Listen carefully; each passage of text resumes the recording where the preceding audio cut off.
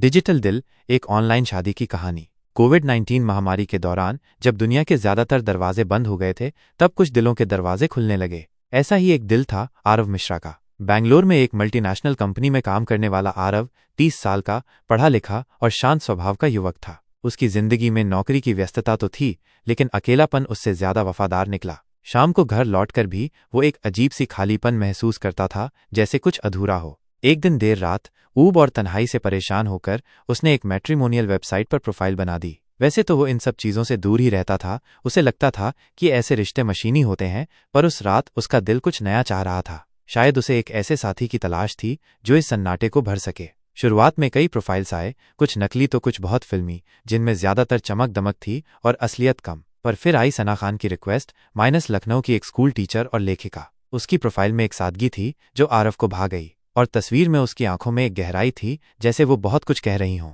आरव ने हिचकिचाते हुए हाय भेजा और सना ने मुस्कुराते हुए जवाब दिया, हेलो। ये एक छोटी सी शुरुआत थी, पर किसे पता था कि ये एक लंबी और खूबसूरत कहानी की नींव रखेगी। बस फिर क्या था, दिन ब दिन बातों का सिलसिला बढ़ता गया। पहले चैटिंग, फिर कॉल और फिर वीडियो कॉल।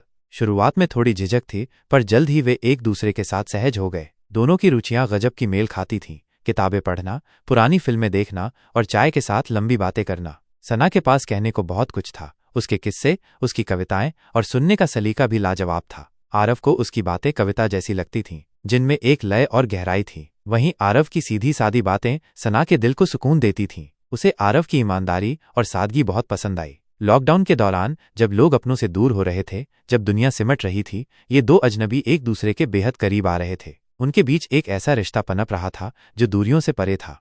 एक दिन एक वर्चुअल कॉफी डेट के दौरान जब दोनों अपनी अपनी जगहों पर कॉफी पी रहे थे और स्क्रीन पर एक दूसरे को देख रहे थे, आरव ने हिचकिचाते हुए पूछा, सना, क्या तुम मुझसे शादी करोगी? उसके लिए ये पूछना मुश्किल था, पर दिल की आवाज को रोकना नामुमकिन। सना थोड़ी देर चुप रही, जैसे वो शब्दों को तौल रही हो। फिर उसकी आंखों में शरारत भरी मुस्कान तैर गई और वो बोली, अगर जूम पर क्लास चल सकती है तो शादी क्यों नहीं? यह जवाब आरव के लिए किसी जीत से कम नहीं था। इसके बाद दोनों ने अपने अपने परिवारों को मिलवाया, और वो भी ऑनलाइन।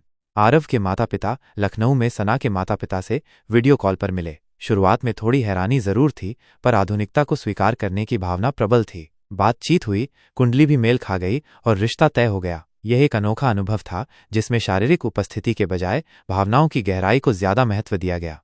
फिर आया शादी का दिन, एक अनोखी, यादगार और पूरी तरह डिजिटल शादी। आरव और सना ने अपने अपने शहरों में शादी के कपड़े पहने, जैसे वे एक ही मंडप में हों। जूम पर पंडित जी मंत्र पढ़ रहे थे, जिनकी आवाज दुनिया के कई कोनों तक पहुंच रही थी। परिवार वाले, रिश्तेदार, दोस्त, सबने अपनी अपनी स्क्रीनों पर आशीर्वाद दिया। आरव ने अपनी स्क्रीन के सामने खड़े होकर मंगलसूत्र दिखाया और सना ने हंसते हुए कहा, चलो अब तुम ऑफिशियली मेरे जूम रूम पार्टनर हो। यह क्षण अद्भुत था, जहां तकनीक ने दूरी को मिटाकर दो दिलों को जोड़ दिया। कुछ महीनों बाद जब परिस्थितियां सामान्य हुईं, तो सना बैंगलोर शिफ्ट हो गई। लेकिन तब तक उनके बीच सिर्फ रिश्ता ही नहीं, एक गहरा विश्वास और समझ बन चुकी थी। वे अब सिर्फ ऑनलाइन साथी नहीं, बल्कि एक दूसरे के जीवन साथी बन चुके थे।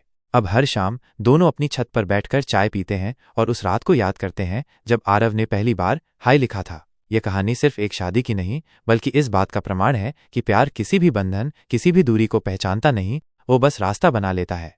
सीख, तकनीक भले रिश्तों को स्क्रीन तक सीमित कर दे, लेकिन भावनाओं की गहराई अब भी वैसी ही है। अगर दिल सच्चे हों तो ऑनलाइन रिश्ते भी जिंदगी भर का साथ बन सकते हैं। ये कहानी हमें सिखाती है कि प्यार अपना रास्ता खुद बनाता है, चाहे परिस्थितियां कितनी भी विषम क्यों न हों।